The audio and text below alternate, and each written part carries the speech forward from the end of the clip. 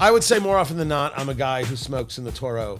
That size is more often than not, I'm going to say more often than not, where I go. That or a Churchill. I got to admit, I like a larger cigar. I like larger size, not necessarily ring gauge, but 6-inch and longer. That's where I like to be with a cigar. That's the time that I give it. Not everybody has that. Robustos, the 5-inch, it's fine. This happens to be a Toro. Man, that was a lot of words just to say we're smoking a Toro. It's Eat, Drink, Smoke. I'm Tony Katz. That right there is America's favorite amateur drinker, Fingers Malloy. Is this a Toro? It sure is. It is the Alec Bradley. This is the Safekeepings Toro right here, which has me just a touch confused. We'll get to that in a second. This is a 6x52 Toro, which means it's 6 inches long. Always makes Fingers Malloy laugh. And the ring gauge is a 52. That's the diameter of the cigar or how thick it is around. Again, with the laughter. So a 64 ring gauge would be a full 1 inch around. So this is a good mouthfeel for me on a cigar. A Nicaraguan throughout, wrapper, binder, and filler, but it is supposed to be Maduro is the wrapper, and then it's a Nicaraguan Habano in the wrapper and the binder. Now, when I think Maduro, you're talking about darker, richer, more fermentation, right? That's what Maduro is. I'm looking at this wrapper, Fingers, you're looking at this wrapper, and my only answer is nope. That's not what I think of at all. So I don't know how it is referred to unless someone simply made a mistake and it's not Maduro, but that's how I check things out, prices out a couple places. One of those is Neptune Cigar. We don't have a financial relationship with them, but I think they do a very, very good job in some quick descriptions and how they present the site. And they said Maduro, and I'm like, I don't see that. Then I went to the alecbradley.com website. I'm like, I don't see it there either. I see this as Nicaraguan Puro wrapper binder filler and Habano in the wrapper and the binder. So I'm not sure where the Maduro thing comes into play. Are you sure that maybe everyone else is wrong and you're right? Could it be that? It could be that I am indeed a genius. That's absolutely, positively possible. But I want to try it. I want to smoke it. Now, I'm cutting it today with my Benchmade.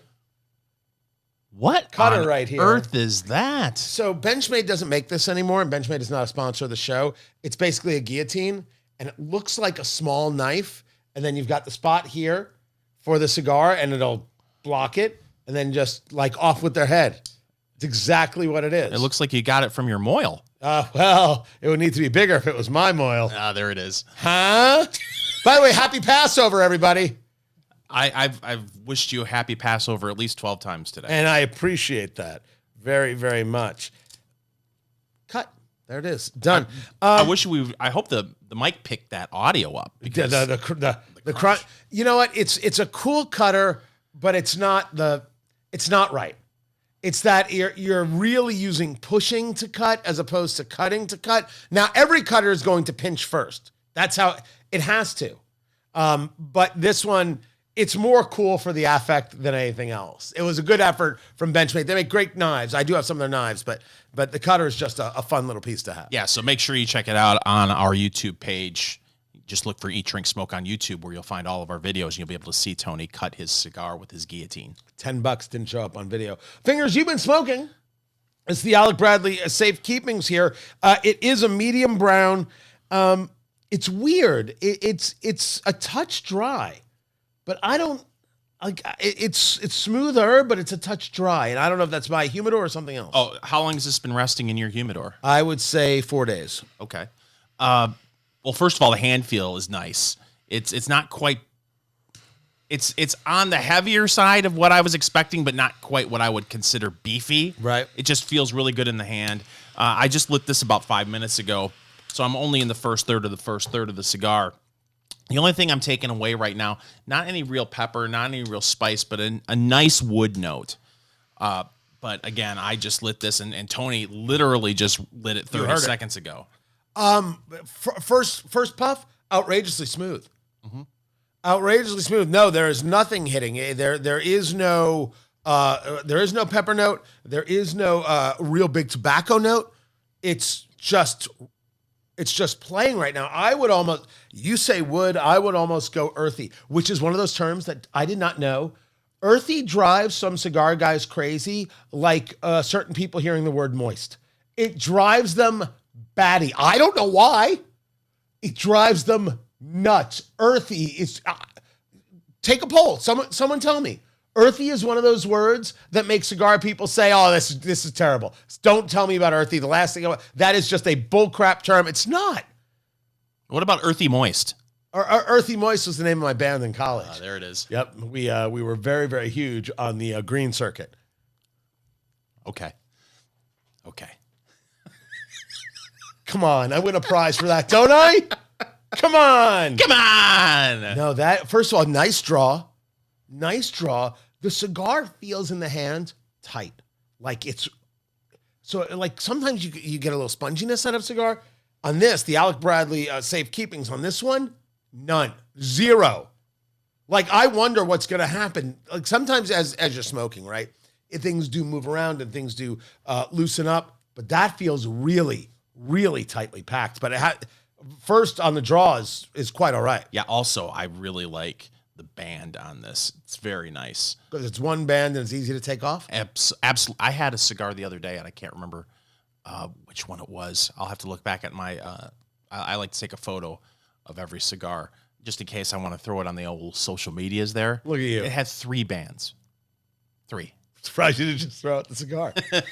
Not doing this. No, the band is actually rather large with the staircase up and the moon is there. The Alec Bradley Safe Keepings, and it's got a couple statues, and there's a statue, there's a fountain, there's a key. I don't know what they're trying to say here. You can ask them. Grab out your notebooks. Write down the date. What did you eat today? What did you drink today? What is the weather like? Nice right now in central Indiana, where we come from, Indianapolis, Indiana. I always think I say Indianapolis wrong. Always. I'd focus on Michigan more than Indianapolis. Yeah, well. You say Michigan. Michigan. That's right. As opposed to? You say Michigan sometimes. Kin? Yes. Michigan? Like that? A little K in there. Michigan? That's better. As opposed to Michigan? Michigan is what you say sometimes. And you think Michigan. I say that? I know it's Michigan. There it is. But you think I say Michigan? Sometimes you do. I'll pull the audio. All right. Well, start something. What am I supposed to say? Grab your notebooks. What did you eat today? What did you drink today? Write all that down. It absolutely can affect your palate. Then take the cigar, break it up into thirds. First third, second third, final third. Write down the notes. What are you getting from each third? Doesn't matter how weird it is. Doesn't matter what it reminds you of from elementary school. Write it down. When you try the cigar a month from now, 6 months from now, you do it again. And then you compare your notes. You get your through line, get an idea of where you are with the cigar, what you really liked. And then you start learning, hey, if it's got these elements, this is what I like, or this is what I don't like, or this is what I want to learn more about. The Alec Bradley Safe Keepings.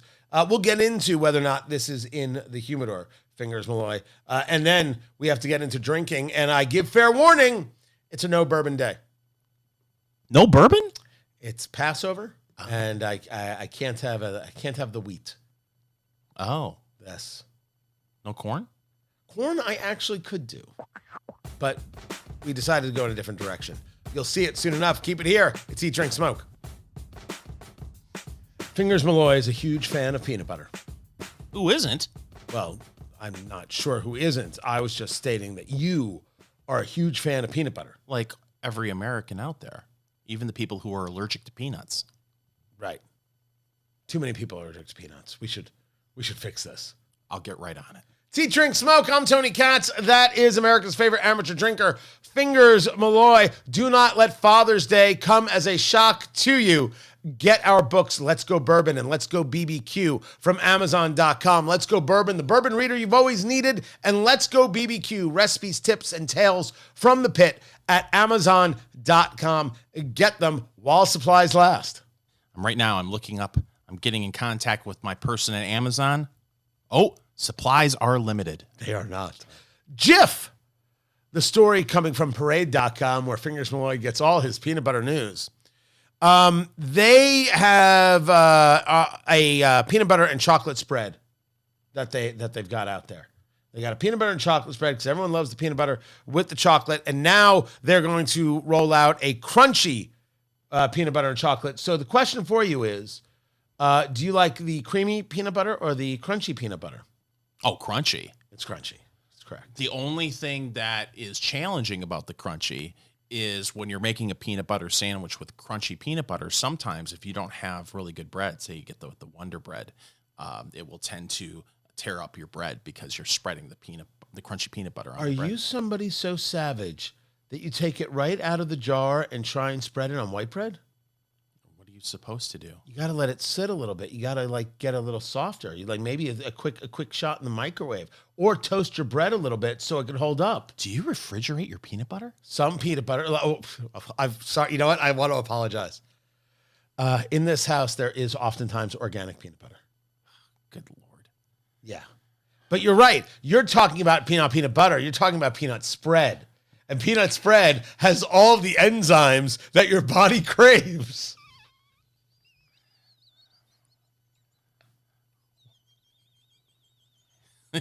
Jeez.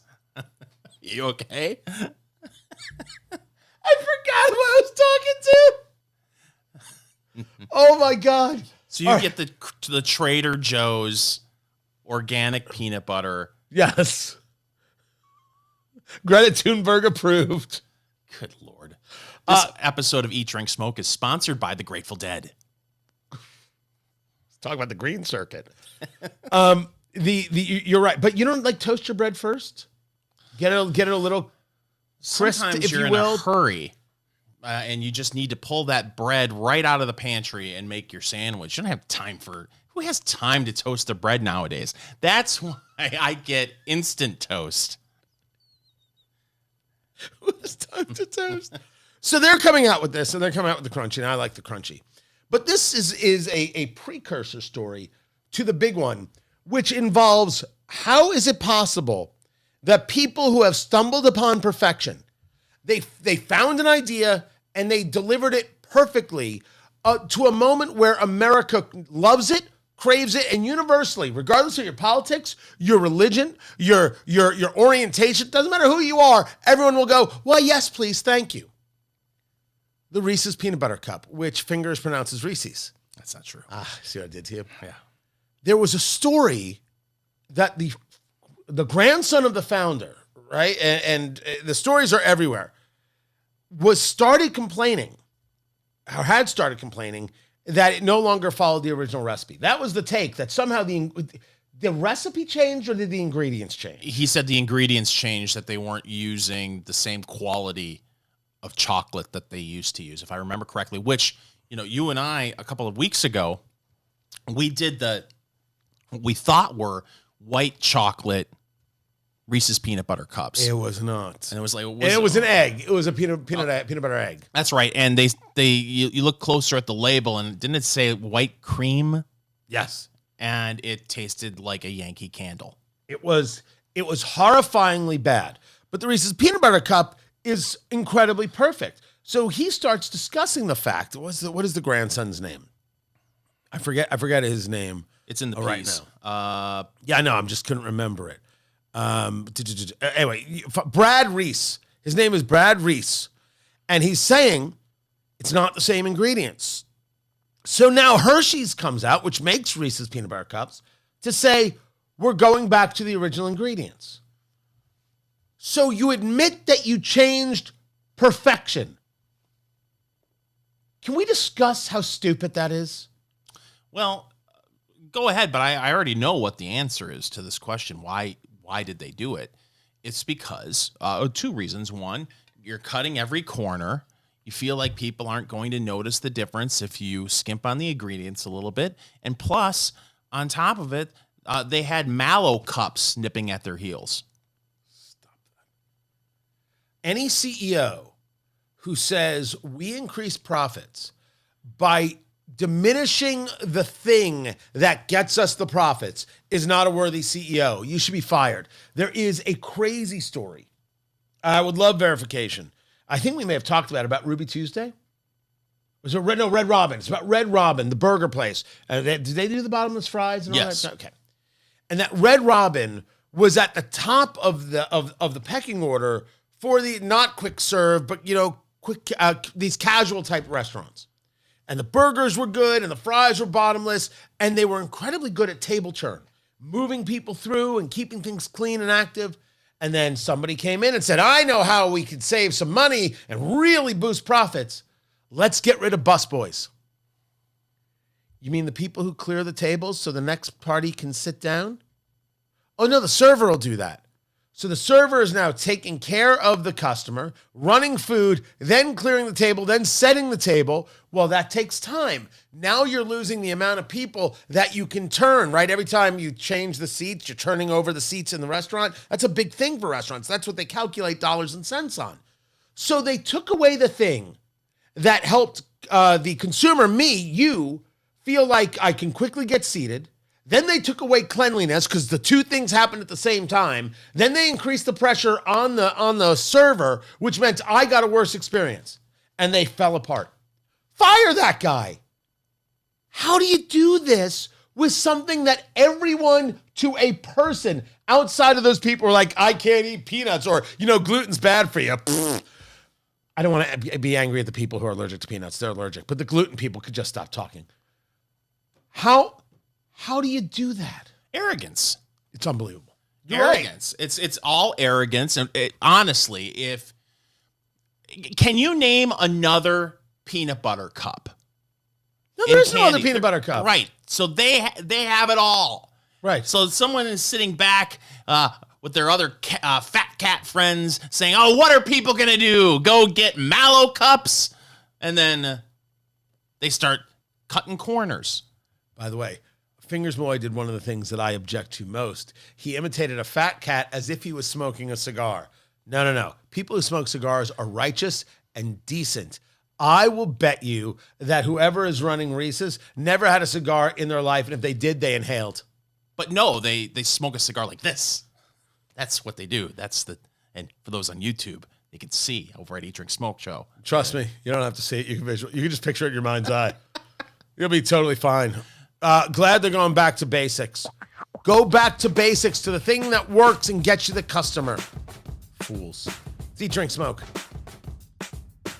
Eat, Drink, Smoke. It is your cigar bourbon foodie extravaganza. I'm Tony Katz, and that right there is America's favorite amateur drinker, Fingers Malloy, smoking the Alec Bradley Safe Keepings, the Nicaraguan Toro 6x54. 52, sorry, 6x52. I wasn't kidding. Mine is wrapped tight. You're not having this issue. No, not at all. Mine, you could feel it. And I'm not so sure I can open it up. So I'm playing a little gingerly with it for fear that I may get too hot with this right here. Are you doing the old pinch and roll? So the old pinch and roll is when you take your thumb and your forefinger and you kind of roll the cigar. You're kind of trying to break up the tobacco, move things around a little bit so you get better airflow, better draw. This is really tight. Now, this can you can actually. I don't know if you heard that. Hold on, do that again. Wait, let me see. Whoop. That's it. So the tobacco's cracking a little bit. You don't want that, right? Because then you don't want air escape, coming in from a different direction, changing the burn, everything like that. But it happens. These are hand-rolled products, and it's going to happen. I don't. If I got a box and 8 of them were like this, I'd be furious. I'd go back to somebody. If one of them is like this and every 3 boxes I smoke, which it's not even that much, it does happen, and it's not the end of the world. It's just a recognition that you didn't buy something that was mass manufactured. You bought something that someone put some care into. And so, but flavor-wise, I'm not getting overwhelmed by anything. You said wood, and I'm not even sure if that's what I get. It's going to sound stupid, but I've said it before. It's a pretty clean smoke. Yeah, it is. And that, for it being Habano, I was expecting some more spice, and I'm not really getting any of that. No real pepper. It was that, that wood, and that hasn't really intensified as I've gone through the first third of that cigar. Do you want to tell everyone what just happened? No, I certainly don't. Okay. It plugged up on me.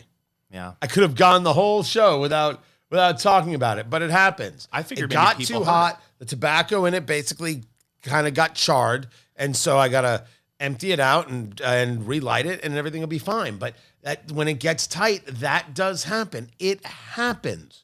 And sometimes you're smoking wrong. You're smoking too fast. You're making things too hot. And so you'll either get that ammonia or you get plugged up. Sometimes it's the cigar. These things happen, and there are ways to work through it. And so right now I'm letting the cigar cool down, and then I'll get back to it. It's all you can do, right? At some point, and of course you're not going to do it with this because we're doing a full review of the cigar. But when you have a situation like this, how long do you give it before you just throw in the towel and say, you know what, this is more work than it should be. I need to just grab another cigar. Well, everybody's different. For me, if it plugs up 3 times, on the 3rd time, like, okay, we're done here. Yeah, I've given this all that I can do. That's all the patience that I have for it. But the cigar itself, I mean, it's got some solid simple flavor to it. As I said, it's smoking clean. I talk about the earthy, a little bit of, maybe there's a slight spice that comes from wood as you're talking about it there on the middle of the tongue. It's an easygoing cigar for sure. For sure. The question is it in your humidor, Fingers Malloy, for what averages about $13 a stick? I need to get further into the cigar. I'm with you. Because listen, if you just want to sit back and relax and not think about any kind of flavor profile, you just I just need a cigar and I don't give me something. And this will pair with everything. Yes. Right? So that's nice. But I think flavor profile-wise, I would want a little bit more, but I'm still in the first third. We'll see how this thing changes. And that's exactly what I'm going to do. We're going to be patient. We're going to take it easy, one step at a time. It's time, Fingers Malloy, for news of the week. So there's a new report out about the American whiskey industry, Tony. And according to that report, American whiskey exports fell by 19% in 2025, down about $250 million. Yeah. And they're saying the reason for that is the uncertainty over tariffs. Yeah, I have to take some serious objection if that is the only reason. This is from the Lexington Herald Leader, and I invite Janet Patton wrote the story. I invite you on. Let's break this down a little bit, because no one should avoid what is causing the issue. So there'll be some people who want to play politically. Oh, we can't blame tariffs because, let's say, they're a Trump supporter. If you have an entire nation of Canada that got infuriated with the trade war, and some provinces said no more bourbon sales. Other provinces still have bourbon sales, although there could be less bourbon buying. But to put it as the only reason, I'm not saying part of a reason. That's where the objection was, because we had this conversation about 6 months ago, and people came at us and were like, the data is all around you. Changing habits of younger generations, GLP-1s, which means Wegovy, Zepbound, Ozempic, those kinds of things.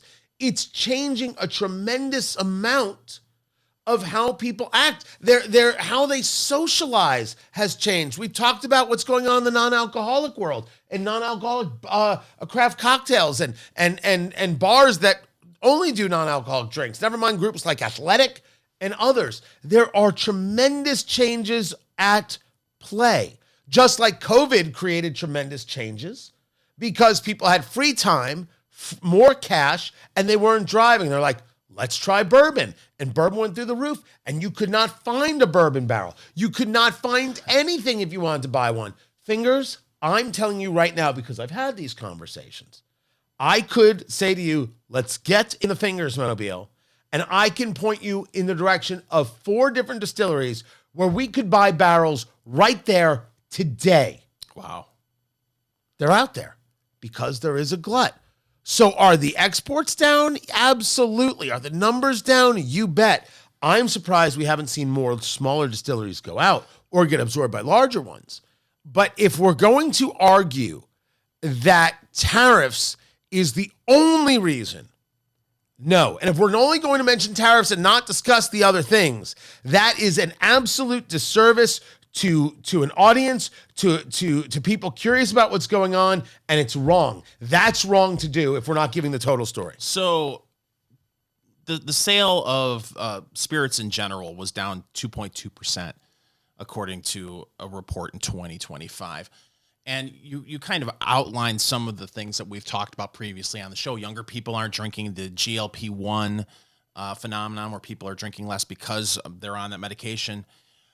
The one thing that I haven't seen a breakdown on is the drinking habits of Europeans, and have younger Europeans decided that they're turning away from alcohol as well. I haven't seen any studies on that. And then also, if there are as many Europeans taking GLP-1 drugs as Americans, which who knows about that either. You just don't see these studies.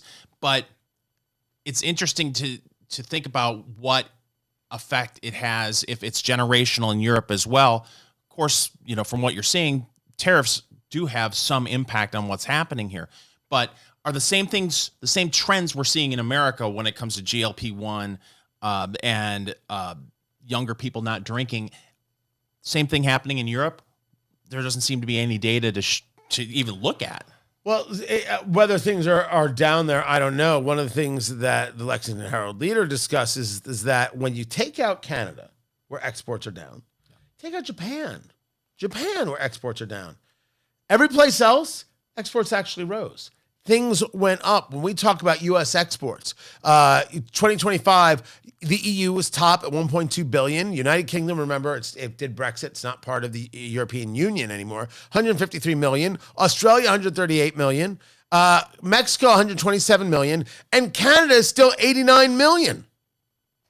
They account for 72% of U.S. exports. But yes, the Canada market has shrunk. I don't know what's going on in some of those European markets. I just don't. I can't stand when people or anyone, people or news organizations want to only push out one part of the story. It is a part of the story, not deniable. But to only push out one part of the story is to then be doing something else. And that's a narrative push. And I'm not interested in narrative push. I'm interested in people getting information. So that's what Fingers and I do. We bring you the full story. So true. So true. Deep Drink Smoke. The AI world is now forcing teachers and professors to ask questions of their students to see if they know the answers. Turns out that the students lie. That's impossible. Deep Drink Smoke, I'm Tony Katz, and that is America's favorite amateur drinker, Fingers Malloy. So they do the homework, and the homework's like, oh, spectacular. The AP has the story. And then they get asked a question, and they sound like Patrick Starfish from SpongeBob SquarePants. Why can't I do a Patrick Star? Oh, yours is good. Where's the homework? I forgot my homework. Yeah. Wow. Yeah, I'm a regular Rich Little. Yes. You are a poor man's Shecky Green. Wow. How's he doing? Well, you don't want to know.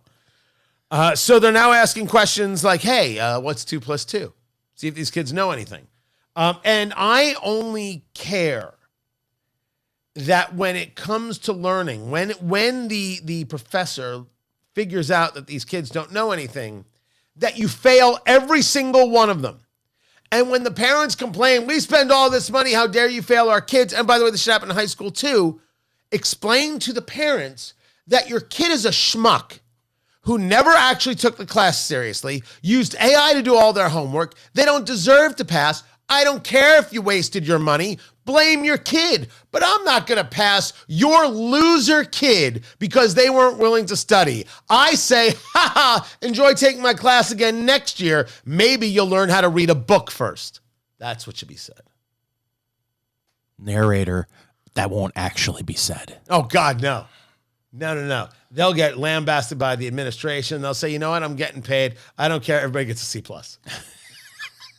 That's what they're going to do. And then 10 years from now, all colleges across the country, universities will completely close up shop because people will just turn to their phones whenever they need to learn something. Right. And they won't actually need to learn it. Why should I actually have to go? Just I'll give you the money and then you send me a degree. It'll be mail order degrees. It was like how I got ordained. Yes. It'll be like that. Which that should also be more serious. And so should education. But these professors giving the oral exams and stuff, that part doesn't matter. It's what happens when you realize that the student is a liar. You're 20 years old. Be a man or a woman. Grow up, take responsibility, and actually study. If you're depending on AI to get you through, you don't need to have the degree. We shouldn't give you the degree. Even if it's a gender studies degree, we shouldn't give you a degree. That's right, I did. Wow. I apologize for nothing. It's going to be interesting how this unfolds. And what's also fascinating is I feel like now it's going to make professors actually have to work harder. I also approve of this. I approve of this. I don't think they should so easily give out that business administration degree that guarantees you no job anywhere. See, it's not just about gender studies for me. I was able to diversify my disgust of degrees right there. But no, you're going to have to sit each student down individually and give oral exams. We have TAs. Well, in some cases, the TA runs the class to begin with. So, I guess it depends, yeah. But this is going to create more work, which makes me feel like this is going to be this trend of oral exams will be fleeting. I really want to know if you know all this stuff, but this is going to create more work for me. You know what? We'll just go ahead and do it the way we used to. I already offer 2.5 hours of office visits a week. What am I supposed to do? Make it 3? No. If I wanted to work for a living, I'd be in the private sector. Wow. That's right. We are attacking professors left and right. Dude, they teach 3 classes. They have 2 hours of office hours. And I'm supposed to be told that I'm supposed to revere? No, thanks. Now, Tony, to be fair. Okay, be fair. There are people who don't understand talk radio who think if you have a 3-hour show, they're like, oh, you're only working 3 hours a day. And they have no idea what they're talking about when it comes to talk radio. They're doing 2 hours of office hours a week. 3 hours of office hours a week. But that office may not be air conditioned. Of course it's air conditioned. What upstart university are you referring to? Upstart University. Oh, God. They've got a great football team. It's an upstart. It is an upstart. Now we get into what happens when you don't actually take your studies seriously. 3 women yanked off a plane and arrested at the Miami airport after refusing to pay the extra baggage fee. What are you doing? I don't use the word hero loosely, ladies and gentlemen. No, I don't encourage bum rushing a plane. That's not good. But some people are tired of being nickeled and dimed to death. How many times have you gotten on a plane and they've said, listen, you're only supposed to have 1 carry-on, but that other personal bag looks like it's a little too big to be a personal bag. That's a second carry-on. And you've thought to yourself, let's just bum rush the plane. The flight attendant says to these 3 women, you need to pay the extra baggage fee. They're like, no, we don't. And she's like, yeah, or the flight attendant, the gate agent was like, yeah, you really do. So what did these 3 women do? They're like, forget you. And they bum rush the plane. They walk into the restricted area. We're just getting on the plane. We don't have to listen to you. Seems like a solid plan. I can't believe it didn't work. So they get arrested. People are videotaping, and they're like, I'm going to kill you. I'm going to kill you. They're screaming. They're yelling. And then one woman decides this is a great moment to twerk. What? She's in cuffs, being escorted by a cop, and she's twerking.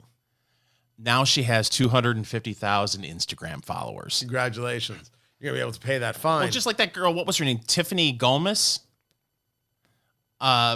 What was it? 2 years ago, she was on a plane and she got thrown off and she turned around. And she said, that so-and-so is not real. And people found out who she was. And now she's got, 3.4 million Instagram followers. I have no idea what happened to her. The only thing I ever thought about her is, number 1, okay, she might be crazy. And number 2, she's a little hot.